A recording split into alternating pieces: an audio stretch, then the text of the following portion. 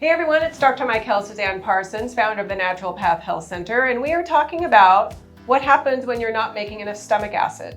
I've shot and talked a lot about this, so make sure you watch previous videos, but there's a way that you can challenge your physiology to see, do you need to be supplementing with some hydrochloric acid? So what I have people do is start with, for example, breakfast. Now what we're talking about is Betaine HCl. Literally, it's stomach acid. So you're going to take one capsule for breakfast halfway through the meal. If you feel heartburn, stop. Experiment over.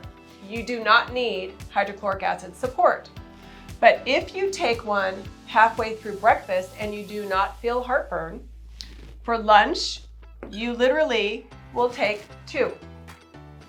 If after taking two, about halfway through the meal, you don't notice anything, then for dinner, you are going to be taking three. Now, when you get to three, you're going to do one at the very, very beginning of the meal, halfway through, and at the end, because we are trying to reproduce what your body is not as far as making stomach acid, because that stomach acid is needed to break down your proteins. Those proteins are needed because they're the building blocks and the foundation for everything in the body, including repair. So if you take three at that meal and you do not feel heartburn, the next morning for breakfast, you're going to take four. Now let's say with four, you feel heartburn. Yay! That's good news, but you don't want to keep taking four with each meal. You want to drop it down to three. And you'll stay at three until you feel heartburn again, which could happen in the next day, or it could happen several years down the road. It just depends on how deficient your body is and how long it takes your body to actually start to make its own hydrochloric acid. Now let's say you take four, you don't notice anything. For lunch, yep, you got it. You're gonna take five.